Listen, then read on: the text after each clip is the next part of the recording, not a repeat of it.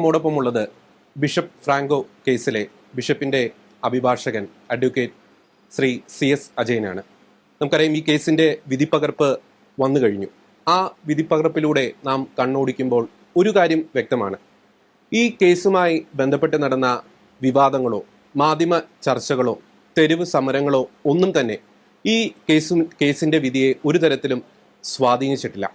ഈ കേസിൻ്റെ തുടക്കം മുതൽ തന്നെ മുഖ്യധാര മാധ്യമങ്ങളും സഭാവിരുദ്ധ ശക്തികളുമൊക്കെ ഒരു വ്യാജ പൊതുബോധം സൃഷ്ടിച്ചെടുക്കുവാനുള്ള ഒരു ശ്രമം നടത്തിയിരുന്നു. എന്നാൽ ആ സമ്മർദ്ദങ്ങളെയൊക്കെ അതിജീവിച്ച് വളരെ നീതിയുക്തമായ ചരിത്ര പ്രാധാന്യമേറിയ ഒരു വിധിയാണ് ഈ കേസിൽ പുറപ്പെടുവിച്ചത്. എങ്ങനെയാണ് ഈ കേസുമായി ബന്ധപ്പെട്ട് ഈ ഒരു വിധിയിലേക്ക് ന്യായാധിപൻ എത്തിച്ചേർന്നത്? അതിനെപ്പറ്റിയാണ് ശ്രീ അഡ്വക്കേറ്റ് ശ്രീ അജയൻ ഇന്ന് നമ്മോട് പങ്കുവെക്കുന്നത്. സർ, ഈ പ്രോഗ്രാമിലേക്ക് പ്രത്യേകം സ്വാഗതം. സർ, ആദ്യമേ തന്നെ അങ്ങേക്ക് പ്രത്യേകം അഭിനന്ദനങ്ങൾ. പ്രത്യേകിച്ച് ഈ പ്രമാദമായ ഒരു കേസിൽ ഒരു നീതി ലഭ്യമാക്കുവാൻ അങ്ങ് നടത്തിയ പോരാട്ടത്തിന് പ്രത്യേകം അഭിനന്ദനങ്ങൾ. നമുക്കറിയാം ഒരു പീഡനവുമായി ബന്ധപ്പെട്ട അല്ലെങ്കിൽ ബലാത്സംഗവുമായി ബന്ധപ്പെട്ട ഒരു കേസാണ്. സാധാരണ ഇത്തരം കേസുകളിൽ ഇരയുടെ മൊഴിക്ക് വളരെയധികം ഒരു പ്രാധാന്യം കോടതി കൽപ്പിക്കാറുണ്ട്. എന്നാൽ ഈ ഒരു വിധിപ്പകർപ്പിലൂടെ നാം കണ്ണോടിക്കുമ്പോൾ ഒരു കാര്യം പ്രത്യേകം കോടതി പരാമർശിച്ചിരിക്കുന്നത് ഈ ഇരയുടെ മൊഴികൾക്ക് വിശ്വാസയോഗ്യമല്ല, അല്ലെങ്കിൽ 100% വിശ്വസിക്കാവുന്ന മൊഴികളല്ല ഇരയുടേത് എന്നാണ്. എങ്ങനെയാണ് കോടതി ആ ഒരു കൺക്ലൂഷനിലേക്ക് എത്തിച്ചേർന്നത്? അതായത് നമ്മുടെ നാട്ടിൽ, നമ്മുടെ രാജ്യത്തെ സുപ്രീം കോടതിയുടെ പല വിധിന്യായങ്ങളും അതുപോലെ കേരള ഹൈക്കോടതി വിധിന്യായങ്ങളിലെല്ലാം ആവർത്തിച്ച് പറയുന്നൊരു കാര്യം, ഒരു റേപ്പ് കേസിലെ വിക്ടിമിൻ്റെ മൊഴി മാത്രം വിശ്വസിച്ച് വേണമെങ്കിലും ആ കേസ് ശിക്ഷയിലേക്ക് എത്താം, കൺവിക്ഷനിലേക്ക് എത്താം, പ്രൊവൈഡഡ് അതൊരു സ്റ്റെർലിംഗ് നേച്ചറിലുള്ള എവിഡൻസാണ്. സ്റ്റെർലിംഗ് നേച്ചർ എന്ന് പറയുന്നതിൻ്റെ അർത്ഥം തന്നെ should be capable to inspire 10% confidence in the mind of the court എന്നുള്ളതാണ്. അപ്പോൾ ആ നിലയിൽ കുറ്റമറ്റ ഒരു മൊഴിയാണ് എന്ന് തോന്നിയാൽ, അപ്പോൾ അതെങ്ങനെ വേണം എന്നൊക്കെ വിശദമായിട്ട് പറഞ്ഞിട്ടുണ്ട്. എന്ന് വെച്ചാൽ from the very beginning to the end ഒരേ വേർഷൻ ആയിരിക്കണം, കൺസിസ്റ്റൻ്റ് ആയിരിക്കണം. ആ നിലയിലുള്ളൊരു മൊഴിയാണെങ്കിൽ ഈ വിക്ടിമിൻ്റെ മൊഴി മാത്രം വിശ്വസിച്ച് വേണമെങ്കിലും ഒരു റേപ്പ് കേസ് കൺവിക്ഷനിലെത്താം. കാരണം മറ്റൊരു സാധാരണ കേസിലെ ഒരു ഇഞ്ചേർഡ് വിറ്റ്നസ് പോലെ തന്നെയാണ് റേപ്പ് കേസിലെ വിക്ടിമിൻ്റെ മൊഴിയും എടുക്കേണ്ടതെന്നാണ് നിയമം പറയുന്നത്. ഈ കേസിനെ സംബന്ധിച്ചിടത്തോളം ഉണ്ടായത് എന്താണെന്ന് വെച്ചാൽ, ഈ കേസിലെ വിക്ടിം കൊടുത്തിരിക്കുന്ന മൊഴി പല വേർഷൻസാണ്. പക്ഷേ ആദ്യം ഈ കേസിന് ഉപോത്ബലകമായ കാര്യങ്ങളൊക്കെ നടന്നത് 2014 മുതലാണ്. 2014 മെയ് മാസം 5 മുതൽ 2016 സെപ്റ്റംബർ 23 വരെയുള്ള സമയത്താണ് ഈ ലൈംഗിക അതിക്രമം നടന്നു എന്ന് ആരോപിക്കപ്പെടും. ആ സമയത്തിന് ശേഷം ഇതുമായി ബന്ധപ്പെട്ടൊരു പരാതി ഔപചാരികമായി ഫോർമലായിട്ടൊരു കംപ്ലയിൻ്റ് റൈസ് ചെയ്യുന്നതിന് ഏകദേശം 4 വർഷത്തെ കാലതാമസം ഉണ്ടായിട്ടുണ്ട്. അത് 4 വർഷത്തെ കാലതാമസം എന്ന് പറയുന്ന ഒരു വലിയ നീണ്ട കാലയളവിലാണ്, ഒരു ഇനോർഡിനേറ്റ് ഡിലേ ആണ്. അപ്പോൾ ആ ഡിലേ എക്സ്പ്ലെയിൻ ചെയ്യേണ്ടത് പ്രോസിക്യൂഷൻ്റെ കടമയാണ്. ഒന്നാമത്തെ കാര്യം, ഈ ഡിലേ പ്രോപ്പറായിട്ട് എക്സ്പ്ലെയിൻ ചെയ്യാൻ പ്രോസിക്യൂഷന് കഴിഞ്ഞില്ല എന്നുള്ളതാണ്. കാരണം ഏകദേശം ഒരു 2017 ഇവരുടെ പ്രോസിക്യൂഷൻ്റെ കേസനുസരിച്ചാണെങ്കിൽ തന്നെയും 2016 സെപ്റ്റംബർ 29 ആയപ്പോഴത്തേക്ക് വിക്ടിമായിട്ടുള്ള കന്യാസ്ത്രീ ഈ കാര്യം തൻ്റെ കൂടെയുള്ള സുഹൃത്തുക്കളായിട്ടുള്ള കന്യാസ്ത്രീമാരോടും മറ്റും പങ്കുവച്ചു. ആ സമയത്ത് തന്നെ ഈ കോൺഗ്രിഗേഷൻ വെളിയിലുള്ള അന്യനായ ഒരാൾ, ഈ കേസിലൊരു 5ാം സാക്ഷി, ഒരു പ്രവീൺ എന്ന് പറഞ്ഞ ടാക്സി ഡ്രൈവറും ഈ കാര്യം അറിയാനിടയായി. അപ്പോൾ ഇത് പബ്ലിക് ഡൊമൈനിലേക്ക് ഈ ഒരു പരാതി വന്നതിന് ശേഷവും ഇത് പോലീസിലേക്ക് റിപ്പോർട്ട് ചെയ്യാനോ നടപടികളെടുക്കാനോ ഒന്നും തുനിയുന്നില്ല. അതുകൊണ്ട് തന്നെ ഈ 2016 സെപ്റ്റംബർ മുതലുള്ള ഡിലേ വളരെ മെറ്റീരിയലാണ്. അതുവരെയുള്ള ഡിലേക്ക് അവർ പല ന്യായങ്ങൾ പറയും, ആ ഡിലേ വളരെ മെറ്റീരിയൽ. എന്നാൽ സെപ്റ്റംബറിന് ശേഷം പിന്നെയും കാലം കടന്നുപോയി. 2017 മെയ് മാസത്തിലാണ് വിക്ടിമെ ചില നടപടികൾക്ക് വിധേയമാക്കിയപ്പോൾ അവരുമായി ബന്ധപ്പെട്ട ചില കാര്യങ്ങൾക്ക് അച്ചടക്ക നടപടികൾ അവരുടെ പേരിൽ കോൺഗ്രിഗേഷൻ ചില അച്ചടക്ക നടപടികൾ സ്വീകരിച്ചു. അവരുമായി ബന്ധപ്പെട്ട് ഗുരുതരമായ ചില ആരോപണങ്ങൾ ഉയർന്നു വരികയും അതിൽ ഒരു എൻക്വയറി ഇനീഷ്യേറ്റ് ചെയ്യാനായിട്ട് ബിഷപ്പ് ഓർഡർ ചെയ്യുകയും എൻക്വയറി തീരുമാനിക്കപ്പെടുകയും ചെയ്തതിന് ശേഷം അവർക്കെതിരായി അതുമായി ബന്ധപ്പെട്ട ചില നടപടികൾ സ്വീകരിച്ചു. ഒന്ന്, അവരെ കേരള ഇൻചാർജ് സ്ഥാനത്ത് നിന്ന് ഫെബ്രുവരി മാറ്റി. 2017 മെയ് 20 അവരെ കുറവലങ്ങാട് കോൺവെൻറ്റിൻ്റെ മദർ സുപ്പീരിയർ സ്ഥാനത്ത് നിന്ന് മാറ്റി. ഈ 2 നടപടികൾ വന്നതോടുകൂടി അവർ ഓപ്പണായിട്ട് വരികയും ഇത് എക്സ്പ്ലെയിൻ ചെയ്യുകയും ചെയ്യേണ്ട ഒരു ബാധ്യത അവർക്ക് വന്നു. അപ്പോൾ അവർ പല ആളുകളോടും, ഇപ്പോൾ ആദ്യം അവർ പോയി കണ്ടത് ചർച്ചിൻ്റെ കുറവലങ്ങാട് പാരിഷിൻ്റെ അവരുടെ ഇതിലുള്ള ലോക്കൽ ഓർഡറി ബിഷപ്പിൻ്റെ കീഴിലുള്ള പാരിഷാണ്. ആ പാരിഷിൻ്റെ വികാറിനെ പോയി കണ്ടു. ജോസഫ് തടത്തിൽ എന്ന് പറഞ്ഞാൽ അദ്ദേഹം ഒരു സാക്ഷിയാണ്, PW14 14 സാക്ഷി. അദ്ദേഹത്തെ കണ്ട് ആദ്യമായി ഇത് സംബന്ധിച്ച് പരാതികൾ പറയുന്നു. പിറ്റേ ദിവസം അദ്ദേഹത്തിൻ്റെ സഹായത്തോടെ ഇതിലെ 26-ാം സാക്ഷി പ്രോസിക്യൂഷൻ വിസ്തരിച്ചില്ല, കല്ലറങ്ങാട്ട് പിതാവിനെ കണ്ടു പറയുന്നു. അങ്ങനെ കുറേ ആളുകളോട്, ഇപ്പോൾ സെബാസ്റ്റ്യൻ വടക്കലിനെ കാണുന്നു, ഫാദർ വർഗീസ് കുന്നത്ത് എന്ന് പറഞ്ഞ ഒരു അച്ഛനെ കണ്ടു പറയുന്നു. അവസാനം അത് ആലഞ്ചേരിയിൽ വരെ എത്തി. അത് നവംബർ 24 ആയപ്പം കർദിനാളിന് പരാതി കൊടുക്കുന്നതിലേക്ക് വന്നു. ഈ പരാതികളിലൊന്നും അവർ ഒരു സ്ഥലത്തും ലൈംഗിക അതിക്രമമോ പീഡനമോ ഒന്നും ഉന്നയിച്ചിട്ടുള്ള ആരോപണം. അതിലുന്നയിച്ച് സഭാപരമായിട്ടുള്ള സഭാപരമായ തർക്കങ്ങൾ മാത്രമാണ് അതിനകത്തെല്ലാം പറയുന്നത്. പ്രധാനമായും പറയുന്നത് അവരുടെ കോൺഗ്രിഗേഷനെ അവഗണിക്കുന്നു, അവരുടെ കോൺഗ്രിഗേഷനെ തകർക്കാൻ ശ്രമിക്കുന്നു. ബിഷപ്പ് വേറൊരു കോൺഗ്രിഗേഷൻ രൂപീകരിച്ചു, ആ കോൺഗ്രിഗേഷനിൽ ചേരാൻ കന്യാസ്ത്രീകളെ നിർബന്ധിക്കുന്നു, അതിൽ ചേരാത്ത കന്യാസ്ത്രീകളെ ഹരാസ് ചെയ്യുന്നു, അവരെ പലതരത്തിൽ പീഡനങ്ങൾക്ക് വിധേയമാക്കുന്നു എന്നെല്ലാമുള്ള ജനറൽ കംപ്ലയിൻസാണ്, സഭാപരമായ തർക്കങ്ങളാണ്. അപ്പോൾ അതിൽ നിന്ന് നമുക്ക് പലത് കാണാം. കാരണം ഇവർ ഒരു കോൺഗ്രിഗേഷനകത്ത് റിവോൾട്ടിന് ശ്രമിക്കുന്നുണ്ട്, കോൺഗ്രിഗേഷൻ പിളർത്താൻ പറ്റുമോ നോക്കുന്നുണ്ട്. ഇതുമല്ലെങ്കിൽ കന്യാസ്ത്രീകൾ കോൺഗ്രിഗേഷൻ വിട്ട് കുറച്ച് കന്യാസ്ത്രീകൾ വന്ന് സിറോ മലബാർ ചർച്ചിൻ്റെ കീഴിലുള്ള ഏതെങ്കിലും കോൺഗ്രിഗേഷനിൽ ചേരാൻ പറ്റുമോ എന്നുള്ള സാധ്യതകളൊക്കെ ആരായുന്നുണ്ട്. അപ്പോൾ ആ സമയത്ത് ഇവരുടെ ചെയ്തികൾ കൊണ്ട് നമുക്ക് മനസ്സിലാവുന്നൊരു കാര്യം, പൂർണ്ണമായും സഭാപരമായ തർക്കങ്ങളിൽ മാത്രമാണ് ഇത് ഊന്നി നിൽക്കുന്നത്. ഒരു തരത്തിലുള്ള സെക്ച്വൽ അലിഗേഷൻസ് ആ സമയത്ത് ഉയരുന്നില്ല. അപ്പോൾ 2017 മെയ് മാസം ഇവർ ഈ ആളുകളോടെല്ലാം പരാതി പറഞ്ഞിട്ട് പിന്നെയും ഇത് എക്സ്പ്ലെയിൻ ചെയ്യുന്നില്ല എന്നുള്ളത് വളരെ പ്രധാനപ്പെട്ടാണ്. അപ്പം 2018 ജൂൺ 28 കംപ്ലയിൻറ്റ് ഫോർമലായിട്ട് SP-ക്ക് കൊടുക്കുന്നത്. 28-ാം തീയതിയാണ് അവർ മൊഴി കൊടുക്കുന്നത്. അപ്പോൾ അതുവരെയുള്ള കാര്യം വിശദീകരിക്കുന്ന കാര്യത്തിൽ ഒരു പ്രോപ്പറായിട്ടുള്ള എക്സ്പ്ലനേഷൻ പ്രോസിക്യൂഷൻ്റെ ഭാഗത്തില്ല. അപ്പം ഡിലേ ഉണ്ടാവാം, പല പല കാരണങ്ങളാൽ ഡിലേ ഉണ്ടാവും. പക്ഷേ delay has to be explain properly എന്നുള്ളതാണ് നമ്മുടെ അലിഖിതമായിട്ടുള്ള നിയമം. ലിഖിത നിയമവും അലിഖിത നിയമവും എല്ലാം അതാണ്. അപ്പോൾ അങ്ങനെ ഡിലേയുടെ പശ്ചാത്തലത്തിൽ ഈ കേസിൻ്റെ മറ്റ് കാര്യങ്ങൾ വീക്ഷിക്കുമ്പോഴാണ് വളരെ പ്രധാനപ്പെട്ട ചില കാര്യങ്ങൾ മനസ്സിലാവുന്നു. ഒന്ന്, ഈ ഡിലേ വെറുതെ മിയർ ഡിലേ അല്ല, ഈ ഡിലേയുടെ മറവിൽ ഇംപ്രവൈസേഷൻ നടന്നു. ഈ മൊഴികളിൽ ആദ്യം ഇതെല്ലാം തീരുമാനിച്ച് 2 വർഷക്കാലം ആലോചിച്ച് കാലേ കൂട്ടി പോലീസിൽ പോയി മൊഴി കൊടുക്കുന്നു. അതാണ് ഫസ്റ്റ് ഇൻഫർമേഷൻ സ്റ്റേറ്റ്മെൻറ്റ്. ആ ഫസ്റ്റ് ഇൻഫർമേഷൻ സ്റ്റേറ്റ്മെൻറ്റിൽ അവർ പറഞ്ഞത് ഒരു ഡിജിറ്റൽ പെനിട്രേഷനെ പറ്റിയാണ്. ഒരു പിയേഴ്സിങ് ഫിംഗറിങ് അത്ര മാത്രമേ ഉള്ളൂ അന്നത്തെ അലിഗേഷൻ. ആ അലിഗേഷനെ സംബന്ധിച്ച് പിന്നീട് അവരോട് ചോദിക്കുമ്പോൾ അവർ പറയുന്നത് അത് സ്വതന്ത്രമായി മൊഴി പറയാനുള്ളൊരു സാഹചര്യം ഇല്ലായിരുന്നു. അവിടെ പോലീസുകാരി മൊഴിയെടുക്കാമെന്ന പോലീസ് ഉദ്യോഗസ്ഥയെ വിശ്വാസമില്ലായിരുന്നു. സ്വതന്ത്രമായിട്ട് മൊഴി പറയാൻ പറ്റാത്ത കാര്യത്തിൽ അവരെ ആളുകളെ ഒന്നും മാറ്റി നിർത്തിയില്ല, എൻ്റെ ചുറ്റുപാടും ആളുകളെ നിർത്തിയാണ് മൊഴിയെടുത്തത്. അതുകൊണ്ടാണ് എനിക്ക് എല്ലാ കാര്യങ്ങളും പറയാൻ പറ്റായിരുന്നത്.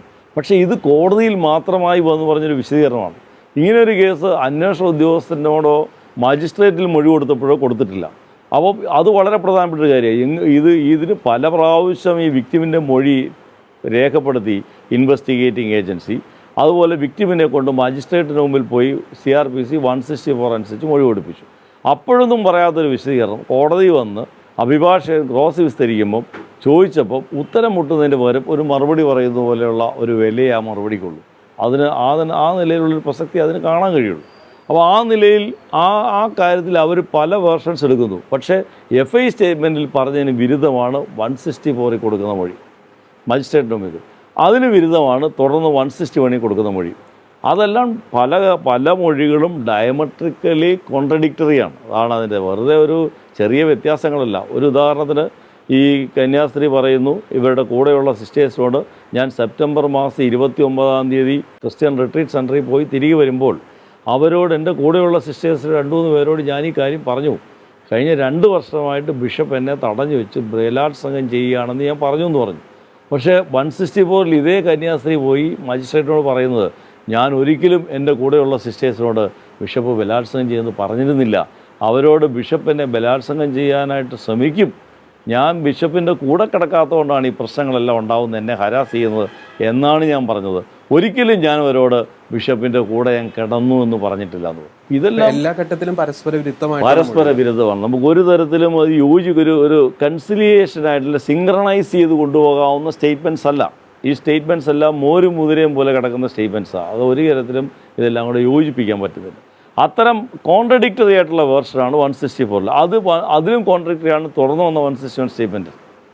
അപ്പോൾ ഇത്തരം പല വേർഷൻസ് ആയതുകൊണ്ടും പിന്നെ ഇതിനിടയ്ക്ക് കന്യാസ്ത്രീ പറയുന്ന കുറേ കാര്യങ്ങൾക്ക് സാധൂകരിക്കാൻ ആവശ്യമായ തെളിവുകളില്ല.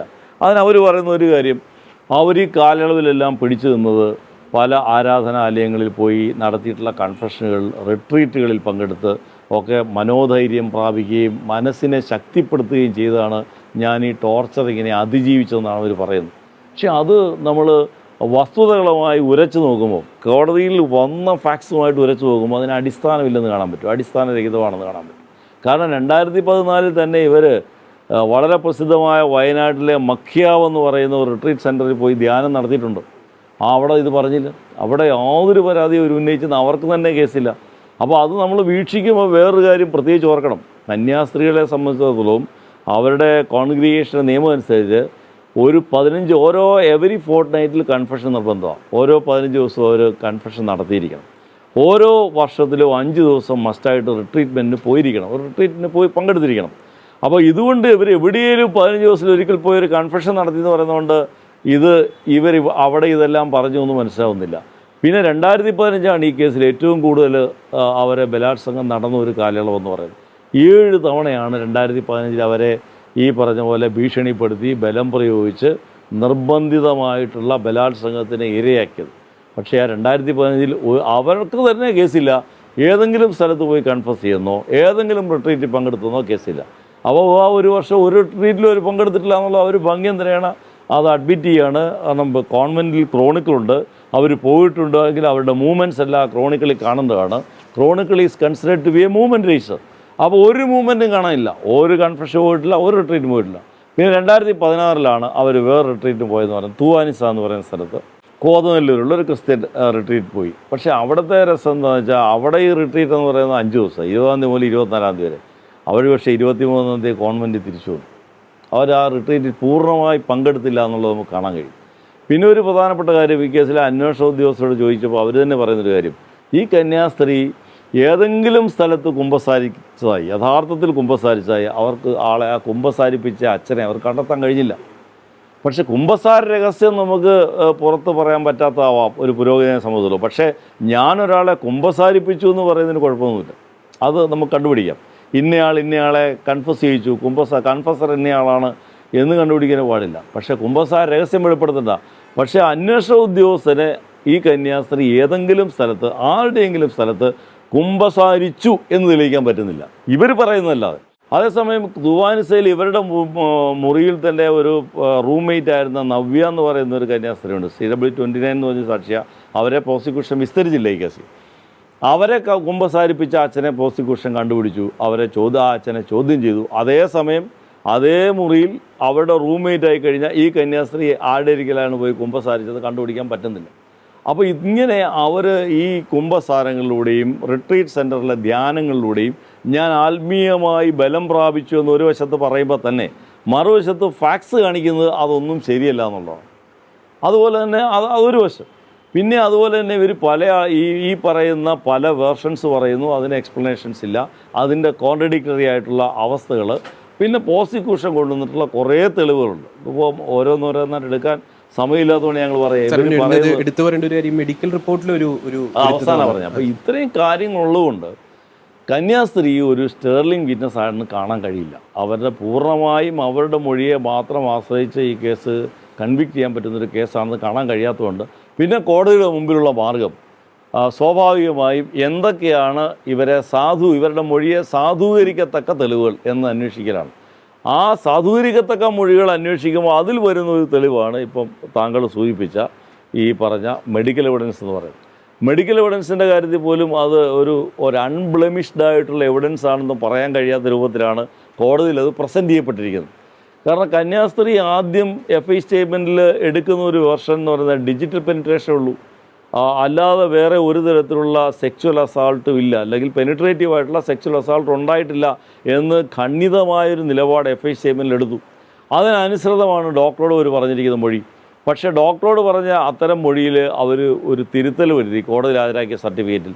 ആ തിരുത്തൽ വെച്ച് നമ്മൾ പരിശോധിച്ചാൽ അത് മനസ്സിലാവുന്നത് ഡോക്ടറോട് കന്യാസ്ത്രീ no other kind of penetrative sexual assault എന്ന് പറയുന്നത് തിരുത്തി മാറ്റിയിരിക്കുകയാണ്. അത് സ്കോർ ഓഫ് ചെയ്തിരിക്കുകയാണ്, വായിക്കാൻ കഴിയാത്ത പോലെ വെട്ടി മാറ്റിയിരിക്കുകയാണ്. അപ്പോൾ ഇതിൽ സംശയം തോന്നിയിട്ടാണ് പ്രതിഭാഗം കോടതിയിൽ കേസിൻ്റെ വിചാരണ നടക്കുന്ന സമയത്ത് തന്നെ, അതായത് ഈ ഡോക്ടറെ വിസ്തരിച്ച് കഴിഞ്ഞ ഉടൻ തന്നെ ഞങ്ങളൊരു അപേക്ഷ കൊടുത്തു. ഇതിൻ്റെ യഥാർത്ഥ രേഖ, ഒറിജിനൽ രേഖ കാർബൺ, ഈ സർട്ടിഫിക്കറ്റുകളെല്ലാം കാർബൺ വെച്ചാണ് തയ്യാറാക്കുന്നത്. അപ്പം ഇതിൻ്റെ ശരിപ്പകർപ്പായിട്ടുള്ള യഥാർത്ഥ രേഖ മെഡിക്കൽ കോളേജിൽ ഹോസ്പിറ്റലിൽ ഗൈനക്കോളജി ഡിപ്പാർട്ട്മെൻറ്റിൽ സൂക്ഷിച്ചിട്ടുണ്ട്. ആ റെക്കോർഡ് കോടതി ഇപ്പം തന്നെ വിളിച്ചു വരുത്തി ഈ കോടതി സൂക്ഷിക്കണം, അല്ലെങ്കിൽ അത് തിരുത്താൻ സാധ്യതയുണ്ട്, തിരുത്തിയിട്ടില്ലെങ്കിൽ തിരുത്താൻ സാധ്യതയുണ്ടെന്ന് ഞങ്ങൾ ആക്ഷേപം ഉന്നയിച്ചു.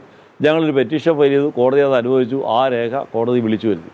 ആ രേഖ കോടതി വിളിച്ചു വരുത്തി നോക്കുമ്പോഴാണ് നമ്മൾ കാണുന്നത് ആ രേഖയിൽ, ആ കാർബൺ കോപ്പിയിൽ ഒരു തിരുത്തലുമില്ല. അപ്പോൾ ഒരു കാർബൺ വെച്ചൊരു റെക്കോർഡ് ക്രിയേറ്റ് ചെയ്യുന്ന സമയം തിരുത്തൽ വരുത്തി ആ കാർബണിലും ആ തിരുത്ത് റിഫ്ലക്റ്റ് ചെയ്യണം. അപ്പോൾ ഇതിനർത്ഥം കാർബൺ വെച്ച് തയ്യാറാക്കിയ രേഖ അവിടുന്ന് മാറ്റിയ ശേഷമാണ് പിന്നെ ഈ തിരുത്തൽ വരുത്തിയെന്ന്. സ്വാഭാവികമായും അത് അന്വേഷണ ഉദ്യോഗസ്ഥനാകാനേ പറ്റൂ. കാരണം അന്വേഷണ ഉദ്യോഗസ്ഥൻ്റെ കയ്യിൽ കിട്ടിയ ഈ രേഖ 29-ാം തീയതി അല്ലെങ്കിൽ 30-ാം തീയതി കിട്ടിയ രേഖ അന്വേഷണ ഉദ്യോഗസ്ഥൻ കോടതി കൊടുക്കുന്നത് അടുത്ത മാസം ഒരു ഘട്ടം കഴിയുമ്പോഴാണ്, ഒരു 8-ാം മാസം 8-ാം തീയതി കഴിയുമ്പോഴാണ് കൊടുക്കുന്നത്. അപ്പോൾ അത്രയും ദിവസം ഇതെന്തിനാണ് വെച്ചുകൊണ്ടിരിക്കുന്നത്? കാരണം ഒരു മെഡിക്കൽ റെക്കോർഡ് അത്രയും ദിവസം വെച്ചുകൊണ്ടിരിക്കേണ്ട കാര്യമില്ല. അപ്പോൾ അത് പ്രോംപ്റ്റായിട്ട് ഇത് കോടതി കൊടുക്കാത്തത് തന്നെ സസ്പീഷ്യസ് ആണ്. അപ്പോൾ അതുകൊണ്ട് തന്നെ മെഡിക്കൽ എവിഡൻസിൻ്റെ ഒരു പൂർണ്ണമായ കൊറോബറേഷൻ ഈ കേസിൽ കോടതിയിൽ പ്രോസിക്യൂഷൻ അവകാശപ്പെടാൻ കഴിയാതെ പോയി. പിന്നെയുള്ള പല ആളുകളോട് പറഞ്ഞു എന്നുള്ള ഞാൻ നേരത്തെ പറഞ്ഞല്ലോ, ആ പറഞ്ഞു എന്നുള്ളതിനെ സംബന്ധിച്ചിടത്തോളം കൂടെയുള്ള കന്യാസ്ത്രീകളോടാണ് ആദ്യം പറയുന്നത്. ആ കൂടെയുള്ള കന്യാസ്ത്രീകളോട് പറഞ്ഞു എന്നുള്ളത് ഈ വിക്ടിമിൻ്റെ 164 സ്റ്റേറ്റ്മെൻറ്റിൽ തന്നെ പറയുന്നത് എനിക്ക് അവരോടൊന്നും പറയാൻ കഴിഞ്ഞില്ല, ഞാൻ അവരോട് കൂടെ കിടന്നു പറഞ്ഞിട്ടില്ലെന്നാണ്. പിന്നെ നമ്മളൊരു മീഡിയ പ്രവർത്തകനെ വിസ്തരിച്ചു, DW5 ആയിട്ട്. അദ്ദേഹത്തിനൊരു ഇൻ്റർവ്യൂ ഈ അനുപമ കൊടുത്തിട്ടുണ്ട്. ആ ഇൻ്റർവ്യൂവിൽ അനുപമ അസന്നിഗ്ധമായിട്ട് പറഞ്ഞു, ഈ കേസ് ഉണ്ടാവുന്നവരെയും ഞങ്ങളോടൊക്കെ പറഞ്ഞുകൊണ്ടിരുന്നത് ഇത് കൂടെ കിടക്കാത്തതുകൊണ്ടാണ് ബിഷപ്പ് ഇങ്ങനെയൊക്കെ ചെയ്യുന്നത്, കൂടെ കിടക്കാൻ വേണ്ടിയാണ് ഇങ്ങനെയൊക്കെ ചെയ്യുന്നത്, കൂടെ കിടന്നിട്ടില്ല, കൂടെ കിടന്നു എന്ന് ഞങ്ങൾ അറിയുന്നത് കേസ് വന്നതിന് ശേഷമാണെന്ന് പറഞ്ഞു. അപ്പോൾ ആ സാഹചര്യങ്ങൾ കൊണ്ട് ഈ ആരോടൊക്കെയാണ് ഇവരിത് പറഞ്ഞിരുന്നത് എന്ന് പറയുന്നത് അവരോട് പറഞ്ഞിട്ടില്ല എന്ന് കോടതിയിൽ അസന്നിഗ്ധമായി തെളിയുന്ന ഒരു സാഹചര്യം ഉണ്ടായി. പിന്നെ ഉള്ള ഒരു കാര്യം, PW2 ഒരു ലിസി വടക്കേൽ എന്ന് പറഞ്ഞ ഇവരുടെ സ്പിരിച്വൽ മദർ എന്ന് പറയുന്ന ഒരു FCC മൂവാറ്റുപുഴ FCC കോൺവെൻറ്റിലെ വിശ്വജ്യോതി എന്ന് പറഞ്ഞാൽ കോൺവെൻറ്റിലെ ഒരു സിസ്റ്റർ, അവരോടാണ് 2014 കാലത്ത് ഞാൻ ഇവരാദ്യമായി ഇത് പറഞ്ഞെന്ന് പറഞ്ഞു. അപ്പോൾ അതിനകത്തൊരു വളരെ ഇമ്പോർട്ടൻ്റ് ആയിട്ടുള്ള കാര്യം, ഈ റേപ്പ് നടക്കുന്ന കാലത്ത് തന്നെ ഇത് വെളിപ്പെടുത്തിയ ഒരാളാണ്, ഒരു സ്പിരിച്വൽ മദർ എന്ന് പറഞ്ഞ ഒരു സ്ത്രീയാണ്. അങ്ങനെയാണെങ്കിൽ തുടർന്നും അവരതിനെപ്പറ്റി ചോദിക്കുകയും അതിനെപ്പറ്റി അന്വേഷിക്കുകയും ചെയ്യും. ഒന്നാം അങ്ങനെ ഒരു കേസില്ല. ഒരിക്കലും ഇത് പറഞ്ഞതിന് ശേഷം പിന്നെ അവരതിനെപ്പറ്റി ഇവർ തമ്മിൽ സംസാരിച്ചെന്നേ കേസില്ല. ഇവർ തമ്മിൽ പിന്നെയും മീറ്റ് ചെയ്യുന്നുണ്ട് പല കാര്യങ്ങൾക്ക്. അപ്പോൾ സ്വാഭാവികമായും ചോദിക്കുകയില്ലേ, അങ്ങനെ ചോദിച്ചെന്ന് പോലും കേസില്ല. രണ്ടാമത് അവരുടെ മൊഴി നമ്മൾ ബിലീവ് ചെയ്യാൻ പറ്റാത്തൊരു കാര്യം, അവരൊരു ലേറ്റസ്റ്റ് സ്റ്റേജിൽ ഇൻട്രൊഡ്യൂസ് ചെയ്യപ്പെട്ട ഒരു വിറ്റ്നസ്സാണ് ഈ കേസിൽ. കാരണം ഇങ്ങനെ ഒരു കാര്യം അവരോട് മാത്രമാണ് ഈ കന്യാസ്ത്രീ പറയുന്നതനുസരിച്ച് ഈ during the course of this commission of this offence ഈ കന്യാസ്ത്രീ ഒരൊറ്റ ആളോടാണ് ഇത് പറഞ്ഞത്, PW2 മാത്രം. അങ്ങനെ ആയിരുന്നെങ്കിൽ അത് ശരിയാണെങ്കിൽ she would have naturally diverged it to police and magistrate when her statement was record. പക്ഷേ ആ രണ്ട് സ്റ്റേറ്റ്മെൻറ്റിലും ഇല്ല. അതായത് FI സ്റ്റേറ്റ്മെൻറ്റിലും ഇല്ല, അതുപോലെ മജിസ്ട്രേറ്റ് റെക്കോർഡ് ചെയ്ത 164 സ്റ്റേറ്റ്മെൻറ്റിലും അതില്ല. കേസിന്റെ ലേറ്റർ സ്റ്റേജിലാണ് അതിനല്ല അവരെ അങ്ങനെ നേരത്തെ പറഞ്ഞ ഒരു സാക്ഷിയാണെങ്കിൽ അവരെയല്ലേ പോലീസുകാരൻ ആദ്യം പോയി ചോദിക്കേണ്ടത്. ജൂൺ മാസത്തിൽ രജിസ്റ്റർ ചെയ്ത കേസിൽ 4 മാസം കഴിഞ്ഞ് ഒക്ടോബർ 18-ാം തീയതിയാണ് അവരെ കണ്ട് ചോദിക്കുന്നത് അന്വേഷണ ഉദ്യോഗസ്ഥൻ. അപ്പോൾ ആ ഡിലേക്ക് ഒരു എക്സ്പ്ലനേഷൻ ഇല്ല. എന്തുകൊണ്ടാണ് ഒക്ടോബർ മാസം 18-ാം തീയതി വരെ അവരെ ചോദിക്കാൻ വൈകിയത്? കാരണം അവർ ഈ കേസിലെ സ്റ്റാർ വിറ്റ്നസ് അല്ലേ, അവരോടല്ലേ ആദ്യമായി കന്യാസ്ത്രീ പീഡന വിവരം പങ്കുവച്ചത്. അവർ കന്യാസ്ത്രീയുടെ സ്പിരിച്വൽ മദറാണെന്നല്ലേ പറയുന്നത്. അപ്പോൾ സ്വാഭാവികമായും അവരെയല്ലേ ആദ്യം അന്വേഷണ ഉദ്യോഗസ്ഥൻ തേടിപ്പോവുക. ഇത് സത്യമാണെങ്കിൽ അവരെ തേടിപ്പോയിട്ടില്ല എന്ന് വെച്ചാൽ അതിൻ്റെ അർത്ഥം എന്താണ്? ഇങ്ങനെ ഒരു കാര്യം പറഞ്ഞിട്ടില്ല എന്നല്ലേ. അപ്പോൾ ലേറ്റർ ഇൻട്രഡക്ഷനല്ലേ. അപ്പോൾ 30/6 ഈ PW1 അല്ലെങ്കിൽ ഈ കേസിലെ പ്രോസിക്യൂട്രിക്സിൻ്റെ വിക്ടിമിൻ്റെ മൊഴി പോലും സംശയിക്കാവുന്ന ഒരുപാട് സാഹചര്യങ്ങൾ ഈ കോടതിയിൽ ഉള്ളതുകൊണ്ട് പിന്നീടുണ്ടാക്കിയ ഒരു ഫാബ്രിക്കേറ്റ് ചെയ്ത മൊഴിയാണത് എന്ന് കാണാവുന്നതുകൊണ്ട്. കാരണം ആ മൊഴിയിലെ പല വെർഷൻസും 164-ൽ നിന്ന് ഡയമെട്രിക്കലി ഓപ്പോസിറ്റാണ്. അപ്പോൾ അത് വരുമ്പോൾ വളരെ പ്രധാനമായി ആ മൊഴി പിന്നീട് ഉണ്ടാക്കിയതാണെന്നുള്ള വാദം നിൽക്കുമ്പം ഈ കന്യാസ്ത്രീയെ അന്ന് കണ്ട് PW2 അന്ന് കണ്ട് ചോദിക്കാത്തത് ഈ കേസ് പിന്നെയും ഡൂബിയസ് ആക്കുന്ന സാഹചര്യം വന്നു.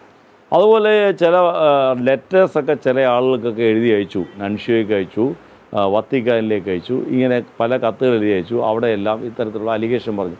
പക്ഷേ ഈ കേസിൽ ഒരാൾക്ക് കർദിനാളിന് കൊടുത്ത കത്താണ് ആകെ പ്രൂവ് ചെയ്യപ്പെട്ടൊരു കത്ത്, എക്സിബിറ്റ് P8 എന്ന് പറയും. ആ കത്തിൽ കർദിനാളിന് കൊടുത്ത കത്ത് കോടതിയിൽ ഹാജരാക്കിയിട്ടുണ്ട്, അതിൻ്റെ ഒറിജിനൽ കോടതി മാർക്ക് ചെയ്തിട്ടുണ്ട്. അതിനകത്ത് ഒരു സെക്സ്വൽ അലിഗേഷനും ഇല്ല, യാതൊരു സെക്സ്വൽ അലിഗേഷനും ഇല്ല. അത് നവംബർ 24-ാം തീയതി. അപ്പം നവംബർ 24-ാം തീയതി കൊടുത്ത കത്തെന്ന് പറയുന്നത് വളരെ ലേറ്റസ്റ്റ് സ്റ്റേജിലാണ്. ഏതാണ്ട് 6-7 മാസം കഴിഞ്ഞപ്പോൾ ഈ കേസിലെ പോലീസിൽ കംപ്ലയിൻറ്റ് ചെയ്തു. അതുവരെയുള്ള സമയത്ത് അങ്ങനൊരു കഥയില്ല എന്നുള്ളത് വളരെ പ്രധാനമാണ്. പിന്നെ നമ്മൾ പ്രതിഭാഗം ചില റെക്കോർഡ്സൊക്കെ ഹാജരാക്കി. നമ്മൾ D29 എന്ന് പറഞ്ഞൊരു കത്ത്, കാരണം ഒരു കമ്മീഷൻ വന്നപ്പോൾ ഇവർ അതുവരെയുള്ള പരാതികളെല്ലാം കൂടെ ചേർത്ത് ഇവരൊരു പെറ്റീഷൻ കൊടുത്തു കമ്മീഷന്. ആ പെറ്റീഷൻ എന്ന് പറയുന്നത് 19/1 കമ്മീഷൻ കൊടുത്തിരിക്കുന്നത്. 19/1 കമ്മീഷൻ കൊടുത്ത പരാതിയിൽ ഇവരാകെ പറഞ്ഞിരിക്കുന്നത്, അതിനകത്ത് ബിഷപ്പിനെ പറ്റി പരാമർശം, അതിനകത്ത് പറഞ്ഞിരിക്കുന്നത് bishop Franco wishes to uses sexually if he gets a chance എന്ന് വെച്ചാൽ ഒരാളെയല്ല, ഞങ്ങളെല്ലാം ലൈംഗികമായി ഉപയോഗിക്കാൻ ആഗ്രഹിക്കുന്നയാളാണ്, പ്രൊവൈഡർ അദ്ദേഹത്തിനൊരു ചാൻസ് കിട്ടി. അപ്പോൾ അത്രേ ഉള്ളൂ. ചാൻസ് കിട്ടിയാൽ ഉപയോഗിക്കാൻ ആഗ്രഹിക്കുന്ന ആളെന്നുള്ള വർഷമുള്ളത് അതുവരെ. അത് കഴിഞ്ഞ് 9 ദിവസം കഴിഞ്ഞപ്പോഴാണ് ഈ നൻഷ്യോയ്ക്ക് അയച്ച കത്ത്, അതിൽ എന്നെ ബ്രൂട്ടലായിട്ട് റേപ്പ് ചെയ്യുന്ന പറഞ്ഞ് കത്തയച്ചെന്ന് പറയുക. അപ്പോൾ ഈ 9 ദിവസം മുമ്പ് ഇല്ലാത്തൊരു കേസ് എങ്ങനെയാണ് 9 ദിവസം കഴിഞ്ഞ് വരിക? രണ്ടാം കത്ത് കൊടുത്തു വിട്ടത് കുര്യൻ വല്യകണ്ഠത്തിൽ എന്ന് പറയുന്ന ഭഗൽപൂർ ബീഹാറിലെ ബിഷപ്പിൻ്റെ കയ്യിലാണെന്നാണ് പറയുന്നത്. പക്ഷേ അദ്ദേഹം ആ കത്ത് വായിച്ചിട്ടില്ല. അദ്ദേഹത്തോട് ലൈംഗികമായി അതിക്രമം നടത്തിയല്ലേ, പീഡിപ്പിച്ചു, അല്ലെ റേപ്പ് ചെയ്തു എന്ന് പറയാത്തിടത്തോളം കാലം അദ്ദേഹത്തിൻ്റെ കൈവശം കൊടുത്തുവിട്ട കത്തിൽ ആ വിവരമുണ്ടെന്ന് എങ്ങനെ പറയാൻ പറ്റും? അദ്ദേഹം ആ കത്ത് വായിച്ചിട്ടുമില്ല. അപ്പോൾ അത്തരം തെളിവുകളൊന്നും വിശ്വസനീയമല്ലെന്നും ഉപോത്ബലകമോ സാധൂകരിക്കാവുന്നതോ ആയ തെളിവുകളായിട്ട് എടുക്കാൻ കഴിയില്ലെന്നും കോടതി കണ്ടു. പിന്നെ നമ്മൾ ഡിഫൻസ് ഈ കേസിൽ ഡിഫൻസ് 58 എക്സിബിറ്റ്സ് ഹാജരാക്കിയിട്ടുണ്ട്, 58. അതുപോലെ നമ്മൾ 6 സാക്ഷികളെ വിസ്തരിച്ചിട്ടുണ്ട്. അപ്പോൾ ഈ 6 സാക്ഷികളിൽ നമ്മൾ രണ്ടാമത്തെ സാക്ഷി എന്ന് പറയുന്നത് ഒരു വീഡിയോ ഹാജരാക്കിയ ആളാണ്. കാരണം ഈ ഏറ്റവും ആദ്യം റേപ്പ് നടന്നത് മെയ് മാസം 5-ാം തീയതി. മെയ് മാസം 5-ാം തീയതി റേപ്പ് വൈകിട്ട് 11 മണിയായപ്പോൾ നടക്കുന്നു. പിറ്റേ ദിവസം രാവിലെ 6 മണിക്ക് ബിഷപ്പും ഈ കന്യാസ്ത്രീയും വേറെ അവിടെ ഉണ്ടായിരുന്ന അക്കമ്പനി ചെയ്ത വേറെ കന്യാസ്ത്രീയും കൂടെ ബിഷപ്പിൻ്റെ കാറിൽ പോയി എന്നാണ് പ്രോസിക്യൂഷൻ കേസ് കാലടി വരെ 2 മണിക്കൂർ യാത്ര ചെയ്ത് അവിടെ ഒരു ചടങ്ങിൽ, അതായത് ഈ കന്യാസ്ത്രീയുടെ സഹോദരൻ്റെ മകൻ്റെ ഫസ്റ്റ് ഹോളി കമ്മ്യൂണാണ്, അതിന് പോയി പള്ളിയിൽ പോയി, പിന്നെ തുടർന്ന് വീട്ടിലും പോയി എന്നാണ് പ്രോസിക്യൂഷൻ കേസ്. അവിടെ പോയി എന്നുള്ള പോട്ടെ, അവർക്ക് ഇവിടുന്ന് പോകാൻ മാർഗ്ഗമില്ലെന്ന് പറയാം. പക്ഷേ അവിടെ ചെന്ന ശേഷമുള്ള അവരുടെ കോണ്ടാക്റ്റ് വളരെ ഇമ്പോർട്ടൻ്റ് ആണ്. കാരണം ബിഷപ്പ് കാറിൽ നിന്ന് വന്ന് പള്ളിയിലേക്ക് ഇറങ്ങുമ്പം ആൾക്കൂട്ടത്തിനിടയിൽ നിന്ന് കന്യാസ്ത്രീ പറന്നു വന്ന് ബിഷപ്പിനെ ആവേശപൂർവ്വം സ്വീകരിച്ചു കൊണ്ടുപോകുക. അപ്പോൾ അതൊക്കെ ഒരു തൊട്ടു തലേ ദിവസം ജീവിതത്തിലാദ്യമായി തന്നെ ക്രൂരമായി ബലാത്സംഗം ചെയ്ത ഒരു റേപ്പിസ്റ്റിനോടുള്ള ഒരാളുടെ സമീപനമല്ല, ഒരു സ്ത്രീയുടെ സമീപനമല്ല, വിക്ടിമിൻ്റെ മാനസികാവസ്ഥയല്ല കാണുന്നത്. അപ്പോൾ ആ കോണ്ടാക്റ്റൊക്കെ വളരെ പ്രതികൂലമായി ബാധിച്ചു. പിന്നെ ഈ വിക്ടി എന്ന് പറയുന്നത് തന്നെ നമ്മൾ വിചാരിക്കണം, നമ്മൾ വിചാരിക്കുമല്ലോ ഒരു പാവം കന്യാസ്ത്രീ എന്നുള്ള കൺസെപ്റ്റാണ് ആളുകൾക്ക്. അങ്ങനെയല്ല. ഇന്ത്യയിൽ 5-6 സംസ്ഥാനത്ത് മഠങ്ങളുള്ള ഒരു കോൺഗ്രിഗേഷൻ, പല കോൺവെൻറ്റ്, കേരളത്തിൽ തന്നെ 3 കോൺവെൻ്റ് ഉണ്ട്, പഞ്ചാബിലൊക്കെ 5-6 കോൺവെൻ്റ് ഉണ്ട്, ബീഹാറിൽ കോൺവെൻ്റ് ഉണ്ട്, സിംലയിൽ കോൺവെൻ്റ് ഉണ്ട്, പല സ്ഥലത്ത് പല സംസ്ഥാനങ്ങളിൽ കോൺവെൻ്റ്. അങ്ങനെ ഒരു കോൺഗ്രിഗേഷനെ മദർ ജനറലായിട്ട് 9 വർഷം ഇരുന്ന ഒരാളാണ്, അല്ലാതെ 1-2 വർഷമല്ല, 9 വർഷം മദർ ജനറലായിട്ട്.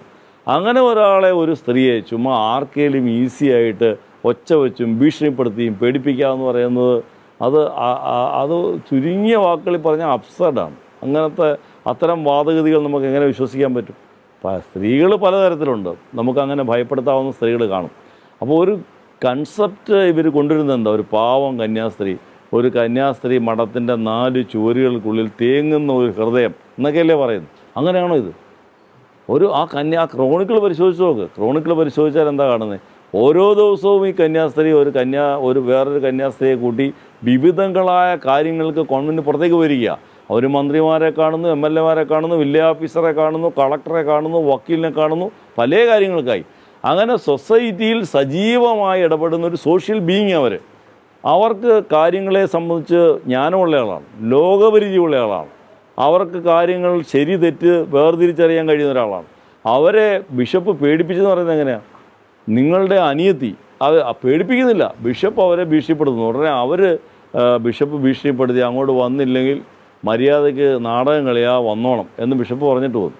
അപ്പോൾ അവരുടെ മനോവികാരം എങ്ങനെയാണ്? അവരുടെ മനോവിചാരം എന്താണെന്ന് വെച്ചാൽ, അയ്യോ ഞാൻ പോയില്ലെങ്കിൽ എൻ്റെ അനിയത്തി ബിഷപ്പ് ഹൗസിന് അടുത്തുള്ള കോൺവെൻറ്റിലെ കന്യാസ്ത്രീയാണല്ലോ, അവളെ ബിഷപ്പ് ഉപദ്രവിച്ചെങ്കിലോ, എൻ്റെ ജൂനിയർ സിസ്റ്റേഴ്സിനെ ബിഷപ്പ് പീഡിപ്പിച്ചെങ്കിലോ എന്ന് കരുതി ഞാൻ ഭയന്ന് രാത്രിയിൽ ബിഷപ്പിൻ്റെ മുറിയുടെ വാതിൽക്കൽ പോയി മുട്ടുക.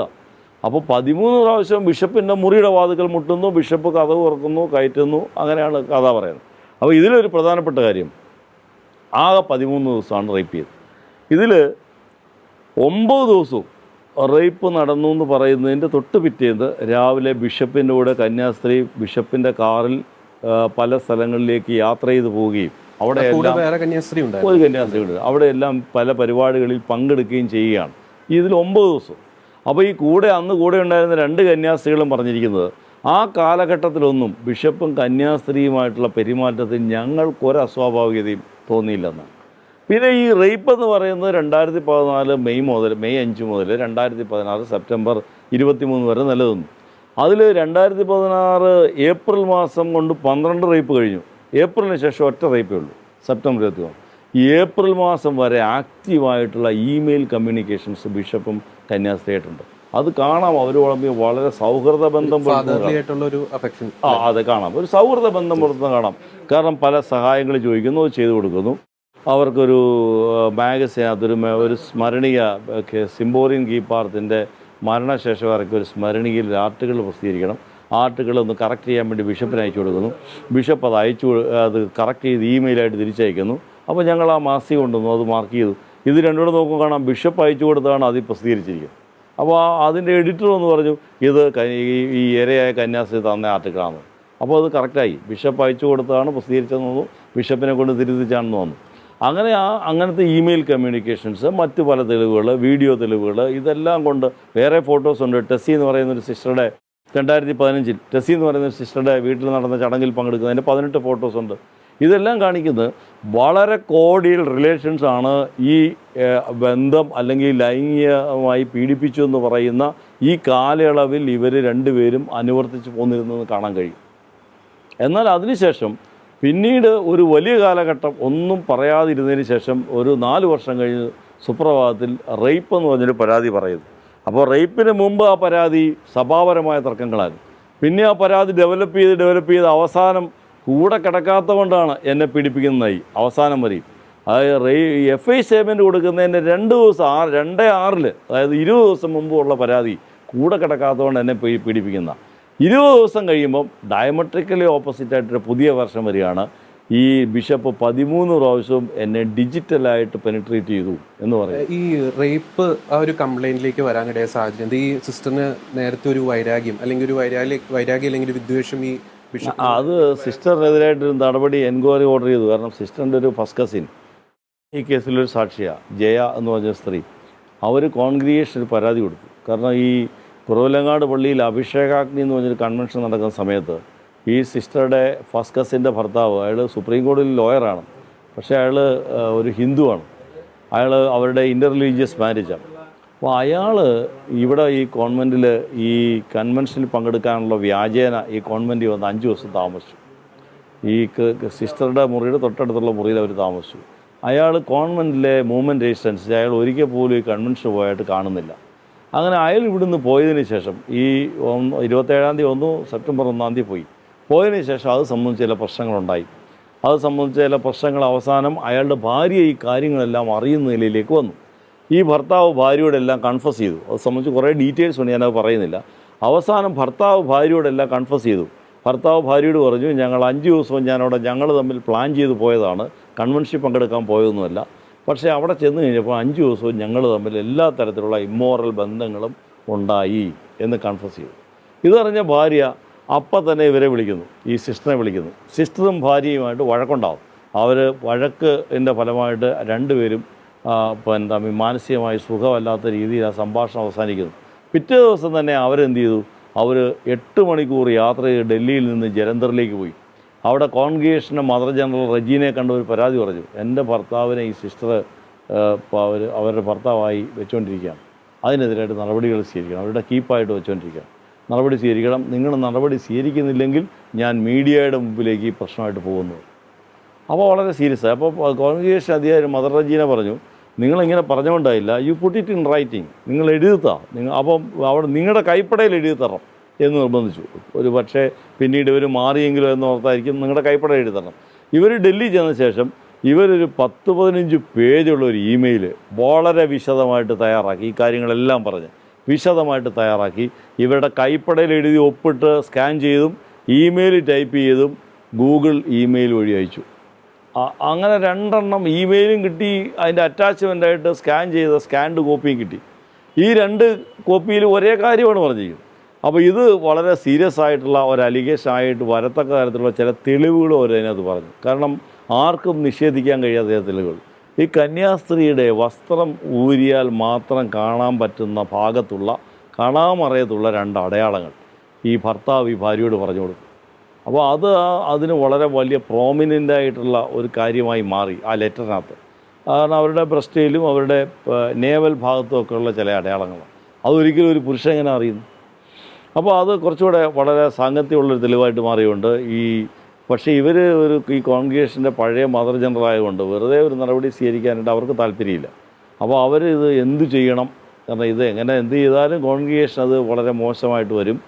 നാട്ടിലറിഞ്ഞാലും ജനസമൂഹത്തിനിടയ്ക്ക് വന്നാലും കോൺഗ്രിഗേഷൻ അവമതിപ്പുണ്ടാകുന്ന കാര്യമായതുകൊണ്ട് അവർ ബിഷപ്പിനോട് ഒരു അഡ്വൈസ് ചെയ്യാൻ തീരുമാനിച്ചു. ബിഷപ്പിനെ അപ്പോയിൻമെൻറ്റ് ഫിക്സ് ചെയ്തു. ബിഷപ്പിനെ പോയി കണ്ടു, കാര്യങ്ങൾ പറഞ്ഞു, ഇമെയിൽ ബിഷപ്പിന് കൊടുത്തു. ബിഷപ്പ് അത് വായിച്ചു. ബിഷപ്പ് സാധാരണഗതിയിൽ എന്താണോ ചെയ്യേണ്ടത് ചെയ്തു. ബിഷപ്പ് ഒരു എൻക്വയറി ഓർഡർ ചെയ്തു. ആ എൻക്വയറി ഡിസംബർ 10 ഓർഡർ ചെയ്തു.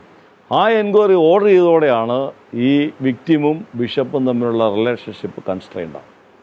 എന്നിട്ടും ബിഷപ്പിനെതിരെ ഒരാരോപണം അവർ ഉന്നയിച്ചില്ല. പിന്നെ ഉന്നയിക്കുന്നത് അവരെ ഇതിൻ്റെ പേരിൽ നടപടികളെടുത്തു. മദർ സുപ്പീരിയർ സ്ഥാനത്ത് നിന്ന് 2017 മെയ്യിൽ മാറ്റിയപ്പോഴാണ്. കാരണം അങ്ങനെ മദർ സുപ്പീരിയർ സ്ഥാനത്ത് നിന്ന് മെയ്യിൽ മാറ്റിയതോടുകൂടി ഈ കത്ത് ഈ കോൺഗ്രിഗേഷനുള്ള എല്ലാ കന്യാസ്ത്രീകളും അറിഞ്ഞു. അപ്പോൾ ഇത് എക്സ്പ്ലെയിൻ ചെയ്യേണ്ട ബാധ്യത അവർക്കുണ്ടായി. എന്താണ് സംഭവിച്ചതെന്ന് പറയണ്ടേ?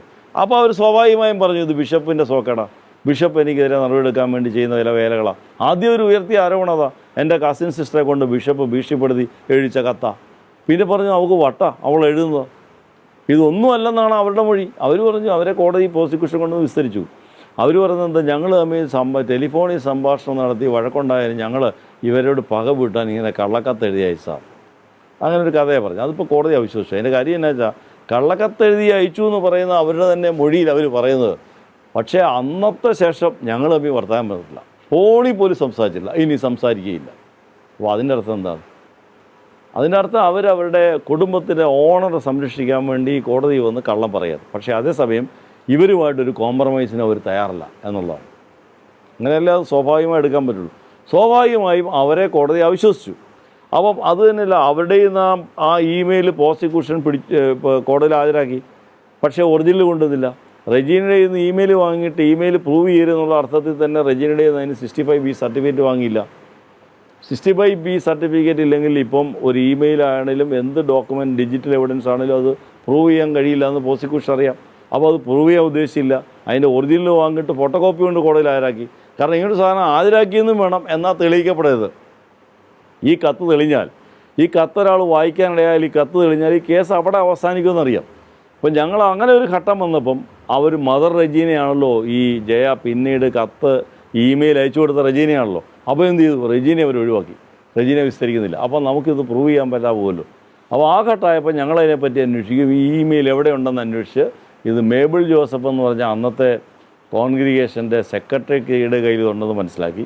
പിന്നെ ഇത് ഒരു ഫാദർ അഖിൻ എന്ന് പറഞ്ഞ ഒരു ഫാദർ വഴി ഇത് അതിൻ്റെ 65B കൊടുത്ത് പ്രൂവ് ചെയ്ത് മേബിൾ ജോസഫിനെയും വിളിച്ചു വരുത്തി പ്രൂവ് ചെയ്തതോടുകൂടി ഈ റെജീനയുടെ ഇമെയിൽ മനസ്സിലായി.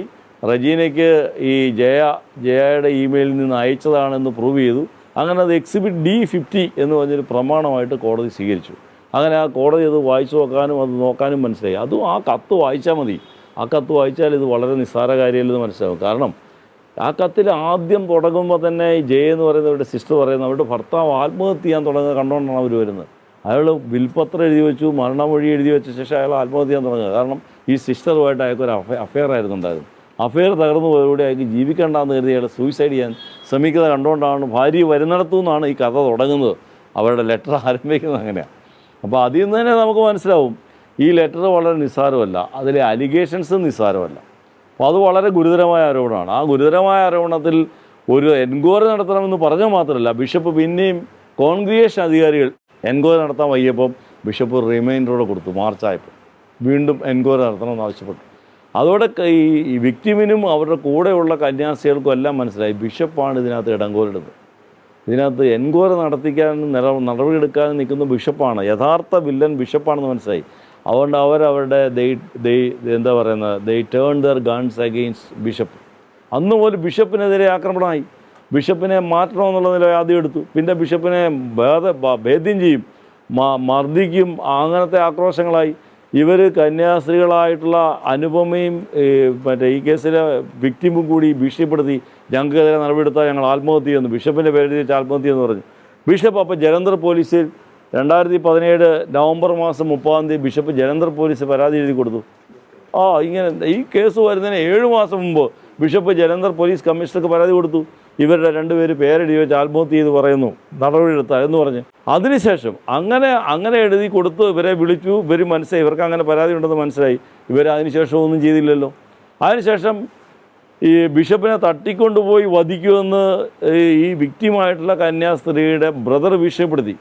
അപ്പോൾ ബിഷപ്പിന് വേണ്ടി സഭയുടെ PRO പീറ്റർ കാവമ്പുറം എന്ന് പറയുന്ന ആൾ കോട്ടയം SP-ക്ക് പരാതി കൊടുത്തു. 2018 ജൂൺ മാസം 17 പരാതി കൊടുത്തു. അതിൻ്റെ അടിസ്ഥാനത്തിൽ June 23 Kuravilangad police case register ചെയ്തു. ആ കേസിനകത്ത് ഈ പറയുന്ന 5 കന്യാസ്ത്രീകളുടെയും ബന്ധുക്കൾ പ്രതികളാണ്. ആ കേസ് ഇപ്പോഴും ഉണ്ട്. ആ കേസ് ഇപ്പോഴും പാലാ മജിസ്ട്രേറ്റ് കോടതി നിലനിൽക്കുന്നുണ്ട്. പോലീസ് സബ്സിക്വൻ്റായിട്ട് അന്വേഷിച്ചതിന് റഫർ ചാർജ് കൊടുത്തു. പക്ഷേ ബിഷപ്പ് അതിന് ആക്ഷേപം കൊടുത്തിട്ടുണ്ട്, റഫർ ചാർജിന് ആക്ഷേപം കൊടുത്തിട്ടുണ്ട്. ആ കേസ് ഇനിയും ഗൗരവമായിട്ട് നടത്തേണ്ടി വരും. ആ കേസ് മരിച്ചുപോയി നമുക്കറിയാൻ കഴിയില്ല. ആ കേസ് ഡോർമെൻ്റ് ആണെന്നേ ഉള്ളൂ. ഇനി അത് പുനരുജ്ജീവിപ്പിക്കാൻ കഴിയും. അപ്പോൾ ആ നിലയിൽ ബിഷപ്പ് കന്യാസ്ത്രീക്കെതിരെ ബന്ധുക്കൾക്കെതിരായിട്ട് പരാതി കൊടുത്തു. അവരെ പോലീസ് വിളിപ്പിച്ചതോടെ വക്കീലിനെ കാണലായി, എറണാകുളത്ത് പോലായി, ഡിസ്കഷനായി, കഥ മാറി ആദ്യമായിട്ട് റേപ്പ് സംബന്ധിച്ചുള്ള അലിഗേഷൻസ് സർഫസ് ചെയ്തു. ഈ സിസ്റ്റർ ഇടയ്ക്ക് കോൺഗ്രിഗേഷൻ വിട്ടുപോകാനുള്ള ഒരു ശ്രമമുണ്ട്, പിന്നെ അത് തിരിച്ചു വന്നു. അത് എന്തെങ്കിലും ബിഷപ്പിനെതിരെ തിരിയാനുള്ള ഒരു ഇവരെ മദർ സുപ്പീരിയർ സ്ഥാനത്ത് നിന്ന് മാറ്റിയോടുകൂടി ഇവർ കോൺഗ്രിഗേഷൻ രാജിക്കത്ത് കൊടുത്തു, ഡിസ്പെൻസേഷൻ ലെറ്റർ കൊടുത്തതോടുകൂടി ഇവരുടെ സിസ്റ്റേഴ്സും ബ്രദറും ഇടപെട്ടു. കാരണം അച്ഛനും അമ്മയും മരിച്ചു ഇവരുടെ. പിന്നെ ഇവരുടെ ഒരു സിസ്റ്ററും കൂടെ ഈ കോൺഗ്രിഗേഷനിൽ കന്യാസ്ത്രീയാണ്. അപ്പം അതുകൊണ്ട് സ്വാഭാവികമായും ഇവർ കോൺഗ്രിഗേഷനിൽ നിന്ന് രാജിവെച്ചാൽ ഇവർ വീട്ടിലേക്ക് ചെല്ലും. അവിടെ സഹോദരൻ്റെ ഭാര്യയും കുട്ടികളും കഴിയുക. അവരിവരെ സ്വീകരിക്കാൻ തയ്യാറില്ല, അവരതിനു വേണ്ടി മെനക്കെടാൻ അവർ തയ്യാറില്ല.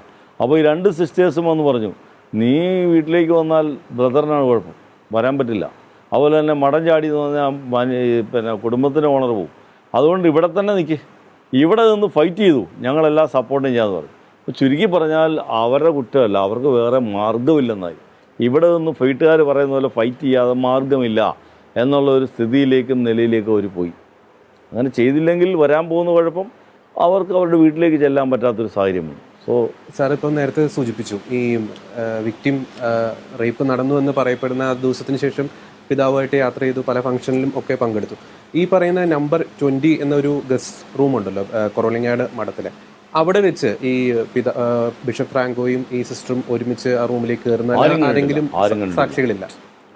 13 പ്രാവശ്യം റേപ്പ് ചെയ്തെങ്കിലും ഒരിക്കലും ഇവരങ്ങോട്ട് പോകുന്നതോ ആ മുറിയിൽ നിന്ന് ഇറങ്ങി വരുന്നതോ കണ്ടാരുമില്ല. ഒരു തവണയും കണ്ടിട്ടില്ല, ആരും കണ്ടിട്ടില്ല. സാർ, പിന്നെ ഈ വിധിന്യായത്തിൽ കോടതിയുടെ ഒരു ശ്രദ്ധേയമായ ഒരു പരാമർശം, ഈ റിപ്പോർട്ടർ ചാനൽ നടന്ന ഒരു interview, $1 million question Abhilash Mohan ചോദിച്ചു എന്നാണ് പറയുന്നത്. അഭിലാഷ് മോഹൻ ചോദിച്ച ചോദ്യം വളരെ കറക്റ്റാണ്. അത് നമുക്ക് അതിനകത്ത് കാണാം. അഭിലാഷ് മോഹൻ ചോദിച്ചൊരു ചോദ്യം, അനുപമയോട് ചോദിച്ചൊരു ചോദ്യം, ഇങ്ങനെ ബിഷപ്പ് ഈ കന്യാസ്ത്രീയെ റേപ്പ് ചെയ്തിട്ടുണ്ടെന്ന് വെക്കുക. അങ്ങനെയാണെങ്കിൽ പിന്നെ ഈ കന്യാസ്ത്രീക്കെതിരായിട്ട് ഇതുപോലെ അവരെ പുറകെ നടന്ന് ഹരാസ് ചെയ്ത് അവരെ കൊണ്ട് ബിഷപ്പിനെതിരായിട്ടൊരു പെറ്റീഷൻ കൊടുപ്പിക്കുന്ന തരത്തിലേക്ക് കൊണ്ടുപോകേണ്ട കാര്യം ബിഷപ്പിനുണ്ടോ? സാധാരണഗതിയിൽ ഒരു റേപ്പിസ്റ്റ് അങ്ങനെ പെരുമാറുമോ എന്നാണ് ചോദിച്ചത്. നമ്മളിപ്പോൾ യഥാർത്ഥത്തിൽ ഒരാളെ റേപ്പ് ചെയ്തിട്ടുണ്ടെന്നതൊക്കെ അത് മൂടി വെക്കാനും എങ്ങനെയെങ്കിലും അവിടെ നിന്ന് രക്ഷപ്പെടാനും അവരെ സുഖിപ്പിച്ച് കൊണ്ടു കിടക്കാനും വലിയ ശ്രമിക്കുകയുള്ളൂ, ഒരു പരാതിയിലേക്ക് പോവാതെ. ഇത് ബിഷപ്പ് ഓരോ ദിവസവും അവരെ കുത്തി വായി കോലിട്ട് കുത്തി അവർക്ക് നിവൃത്തിയില്ല ഒരു പരാതി ഫയൽ ചെയ്യുക. ആ നിലയിലേക്ക് ഒരു കോണ്ടാക്റ്റ് സാധാരണഗതി ഒരു റേപ്പിസ്റ്റിൻ്റെ ഭാഗത്ത് ഉണ്ടാവുമോ എന്നൊരു ചോദ്യം ചോദിച്ചു. അത് വളരെ പെട്ടെന്ന് ചോദ്യമാണ്. അതുകൊണ്ടാണ് കോടതി പറഞ്ഞത് ദാറ്റ് ഇസ് $1 മില്യൺ ക്വസ്റ്റ്യൻ. അതിന് അനുപമ പറഞ്ഞ ഉത്തരവാണ് അതിലും ശ്രദ്ധേയം. ആ ഉത്തരം എന്താണെന്ന് വെച്ചാൽ അങ്ങനെ ചെയ്യേണ്ട ഒരു കാര്യം ബിഷപ്പിനില്ല. എന്നാൽ സെറ്റിൽ ചെയ്യേണ്ട കാര്യങ്ങൾ യഥാസമയം സെറ്റിൽ ചെയ്തിരുന്നെങ്കിൽ ഇങ്ങനൊരു പരാതി ഉണ്ടാകുകയില്ലെന്ന്. എന്ന് വെച്ചാൽ അതിൻ്റെ അർത്ഥം എന്താ എന്ന് വെച്ചാൽ വിക്ടിം സെറ്റിൽ ചെയ്യാൻ തയ്യാറായിരുന്നു കാര്യങ്ങൾ, ബിഷപ്പ് തയ്യാറല്ലായിരുന്നല്ലേ. അപ്പോൾ എന്താ അവർക്ക് സെറ്റിൽ ചെയ്യാനുള്ളത് എന്താ? അവർക്ക് സെറ്റിൽ ചെയ്യാനുള്ള എന്താ അവർ പറഞ്ഞു? അവർക്ക് സെറ്റിൽ ചെയ്യാനുള്ള അവർക്ക് ബീഹാർ കേന്ദ്രമാക്കി ഒരു റീജിയൻ വേണം, കുറവലങ്ങാട് കോൺവെൻറ്റ് ആ റീജിയനകത്ത് ഉൾപ്പെടുത്തണം, അവർക്കെല്ലാവർക്കും യഥേഷ്ടം ഈ കുറവലങ്ങാട് കോൺവെൻറ്റിൽ താമസിക്കണം, അവരെ ചോദ്യം ചെയ്യാനോ ശല്യപ്പെടുത്താനോ ഇങ്ങോട്ട് വരാൻ പാടില്ല. അങ്ങനെയാണെങ്കിൽ ഞങ്ങളൊരു പരാതിയും കൊടുക്കില്ല എന്താ പറയുന്നത്. ഈ മാധ്യമപ്രവർത്തകൻ്റെ തന്നെ ഒരു കഴിഞ്ഞ ദിവസം ഒരു ഇൻ്റർവ്യൂവിൽ അദ്ദേഹത്തിൻ്റെ ഒരു പരാമർശം ഉണ്ടായിരുന്നു, പ്രതിഭാഗം വക്കീൽ അത്ര നിഷ്കളങ്കമായിട്ടല്ല ആ ഒരു ഞാൻ കണ്ടു. അത് അഭിലാഷ് മോഹൻ പറയാം. അത് വേറൊന്നും കൊണ്ടല്ല, അങ്ങനെ നമ്മളങ്ങനെ പറയേണ്ടി വന്നതെന്ന് വെച്ചാൽ ഈ മുള്ള് കൊണ്ടെടുക്കണമല്ലോ, മുള്ളിനെ മുള്ള് കൊണ്ടെടുക്കാമെന്ന് പറയും. പക്ഷേ കേരളത്തിലെ മീഡിയകൾ ഒറ്റക്കെട്ടായിട്ട് നിന്ന് ഒരു ജനറൽ പെർസെപ്ഷൻ ക്രിയേറ്റ് ചെയ്ത് ഒരു പൊതുബോധം ക്രിയേറ്റ് ചെയ്ത് ബിഷപ്പ് ഫ്രാങ്കോ എന്ന് പറയുന്നത് ഒരു ബലാത്സംഗ വീരനാണെന്നും അതിൻ്റെ ഒരു എപ്പിറ്റോമാണ് ബിഷപ്പ് എന്നും ചിത്രീകരിക്കുന്ന നിലയിലേക്ക് കൊണ്ടുവന്നതിൻ്റെ ഫലമായി അതുകൊണ്ടാണ് ഈ കോടതി വിധി പോലും ആളുകൾ വിശ്വസിക്കാത്ത നിലയിലേക്ക് വന്നത്. കാരണം ഒരു മീഡിയയുടെ ശക്തി അതാണ്. നമ്മുടെ ഒരു പൊതുബോധം ക്രിയേറ്റ് ചെയ്യാനുള്ള നമ്മുടെ സാമൂഹ്യ ബോധവും പൊതുബോധവും ക്രിയേറ്റ് ചെയ്യാൻ മീഡിയയ്ക്കുള്ളൊരു ശക്തി വളരെ വലുതാണ്. അപ്പോൾ മീഡിയ വിചാരണ ഈ കേസ് കിടന്നു, ഒരു മീഡിയ ട്രയൽ കിടന്നു. മീഡിയ ട്രയൽ നടത്തി കുറ്റക്കാരനാണെന്ന് കാണുന്നതിന് മുമ്പ് അവർ ബിഷപ്പ് ഫ്രാങ്കോയെ കുറ്റക്കാരനാണെന്ന് ശിക്ഷിച്ചു വെച്ചു. ആ ശിക്ഷയാണ് ആളുകൾ വിശ്വസിച്ചിരിക്കുന്നത്. ആ ആളുകളുടെ മുമ്പിലോട്ടാണ് ഈ നമ്മൾ പോയി കേസ് നടത്തി കോടതി വിധി വന്നപ്പോൾ അതിനെ ചെറിയ ആളുകൾ ചോദ്യം ചെയ്യുന്നതല്ലേ സംശയം ഉയർത്തുന്നതിൻ്റെ കാര്യം അതാ. അതുകൊണ്ടാണ് മീഡിയ ക്രിയേറ്റ് ചെയ്ത ആ ബോധം തകർക്കുന്നതിന് ഒരു മീഡിയ പ്രവർത്തകൻ നടത്തിയ ഇൻ്റർവ്യൂ തന്നെ ഞങ്ങൾ ഉപയോഗിച്ചു എന്നങ്ങ് ഭംഗ്യം തരേണ പറഞ്ഞു എന്നുള്ളൂ. അത് മധുരമായ പ്രതികാരമാണ്. പിന്നെ സാർ ഒരു കാര്യം, നമ്മുടെ ഈ വിക്ടിമിൻ്റെ ഈ ഡിജിറ്റൽ തെളിവുകൾ ഈ മൊബൈൽ അല്ലെങ്കിൽ ഈ ലാപ്ടോപ്പിൻ്റെ ഹാർഡ് ഡിസ്ക് ഒന്നും ഹാജരാക്കാൻ അതൊന്നും കണ്ടെടുത്തില്ല. അതിനൊക്കെ അത് കോടതി പറഞ്ഞിട്ടുണ്ടല്ലോ. അതിൻ്റെ എല്ലാം അവർ പറയുന്ന വിശദീകരണങ്ങളൊക്കെ അബ്സേർഡാണ്. കാരണം അവർ പറയുന്നത് വിക്ടിം ആ കാലത്ത് ഉപയോഗിച്ചിരുന്ന മൊബൈൽ ഫോൺ ആക്രി കച്ചവടക്കാരന് കൊടുത്തതാണ്. ഞാനങ്ങനെ കിട്ടില്ല. ലോകത്താരെങ്കിലും മൊബൈൽ ഫോൺ ആക്രി കച്ചവടക്കാരന് കൊടുക്കും? മൊബൈൽ ഫോൺ വില കിട്ടുന്ന സാധനമാണ്. നമ്മൾ പുതിയൊരു മൊബൈൽ ഫോൺ കൊടുക്കുമ്പോൾ അത് എക്സ്ചേഞ്ച് ചെയ്താൽ പോലും പൈസ കിട്ടും. അപ്പോൾ ആരും ഇന്നേ വരെ ആക്രി കച്ചവടക്കാരൻ മൊബൈൽ ഫോൺ കൊടുത്തു പറഞ്ഞില്ല. അപ്പോൾ അങ്ങനെ ഈ ഇൻഹെറൻറ്റ്ലി ഇംപ്രോബബിളായിട്ടുള്ള വിശദീകരണങ്ങളാണ് അതിനെ കൊടുത്തത്. പിന്നെ വിക്ടിമിൻ്റെ ലാപ്ടോപ്പ് കോടതി കൊണ്ടുവന്നിട്ടുണ്ട്. പക്ഷേ അത് സൈബർ സയൻസ് ഫോറൻസിക് സയൻസ് ലാബോറട്ടറിയിൽ അയച്ച് പരിശോധിപ്പിക്കണ്ടേ? അതിന് അവർ പറയുന്നത് ഇത് കേടാന്നാണ്. അവർ തീരുമാനിച്ചാൽ മതിയോ കേടാന്ന്? കേടാണെങ്കിൽ ലാബോറട്ടറി പറയട്ടെ കേടാണെന്നും ഇതിനകത്തൊന്നും കണ്ടെടുക്കാൻ പറ്റിയെന്നും പറയട്ടെ. ഇവർ പറഞ്ഞാൽ മതിയോ കേടാണെന്ന്? അപ്പോൾ ഇവർ പറയുന്നത് അപ്പടി നമ്മൾ വിശ്വസിച്ചോണം. സത്യം അവർ പറയുന്നത് വിശ്വസിച്ചോണം. അപ്പോൾ അത്തരം വിശദീകരണങ്ങളെല്ലാം കോടതി പൂർണ്ണമായും തള്ളിക്കളഞ്ഞു. അതൊന്നും യാതൊരു തരത്തിലുള്ള പരിഗണനകളും അർഹിക്കുന്നതല്ലെന്ന് കണ്ടു. ഈ ബിഷപ്പിൻ്റെ ഒരു മനോഭാവം എന്തായിരുന്നു വിചാരണ നാളുകളിൽ? We was very confident. Bishop ആദ്യം മുതൽ അവസാനം വരെയും വളരെ കോൺഫിഡൻ്റ് ആയിരുന്നു. അത് ബിഷപ്പ് പറഞ്ഞുകൊണ്ടിരുന്ന കാര്യം മടിയിൽ കനമുള്ള അല്ലെ വഴിയിൽ പേടിച്ചാൽ മതി എന്ന ആ ഒരു കാര്യമാണ് ബിഷപ്പ് പറഞ്ഞുകൊണ്ടിരുന്നത്. ബിഷപ്പ് ഇന്നസെൻ്റ് ആണ് എന്നാണ് ബിഷപ്പ് എപ്പോഴും പറഞ്ഞത്. മൊബൈൽ ഫോണും ലാപ്ടോപ്പും എല്ലാം പരിശോധനയ്ക്ക് സമർപ്പിച്ചു. അതിൽ നിന്നും ഒന്നും കിട്ടിയില്ല. ബിഷപ്പിന് മൊബൈൽ ഫോണും ലാപ്ടോപ്പും ഒക്കെ എടുത്ത് cyber science forensic science laboratory പരിശോധിച്ചു. അതിന് റിപ്പോർട്ട് കോടതിയിലുണ്ട്. അതിലൊന്നുമില്ല, ഒരു മെസ്സേജ് പോലും ഇല്ല. സാർ, പിന്നെ ഒരു പൊതുവായ ഒരു ചോദ്യം, പലപ്പോഴും സാർ നേരത്തെ സൂചിപ്പിച്ചതുപോലെ ഇത്തരം ഒരു കേസുകളിൽ ആ ഒരു കേസിൻ്റെ അറസ്റ്റ് അല്ലെങ്കിൽ വിചാരണ കാലയളവിൽ നമ്മുടെ മുഖ്യധാര മാധ്യമങ്ങൾ, സാമൂഹ്യ മാധ്യമങ്ങളൊക്കെ ഒരു കുറ്റവാളിനെ ഒരു വ്യാജ പൊതുബോധം നിർമ്മിച്ച് സൃഷ്ടിച്ചിരിക്കും. അങ്ങനെ ഒരു സൃഷ്ടി പലപ്പോഴും ഈ കേസ് വായിക്കുന്ന ന്യായാധിപനെ സ്വാധീനിക്കാൻ സാധ്യത. അത്തരം ഒരു പ്രവണത അവസാനിപ്പിക്കേണ്ട അത്തരം ഒരു പ്രവണത അവസാനിച്ചു എന്നുള്ളതിൻ്റെ ഏറ്റവും വലിയ ഉദാഹരണമാണല്ലോ ഈ ജഡ്ജ്മെൻറ്റ്. അങ്ങനെ ഒരു പൊതുബോധത്തിൻ്റെ അടിസ്ഥാനത്തിൽ ചിന്തിക്കുകയോ അത് ഒരു ലെവലേശം ആ ന്യായാധിപനെ ബാധിക്കുകയോ ചെയ്തിട്ടില്ലല്ലോ. അതുകൊണ്ടാണ് പറയുന്നത് ഇപ്പോഴും നമുക്ക് ഇനിയും പ്രതീക്ഷയുള്ള ജുഡീഷ്യറി മാത്രമാണ്.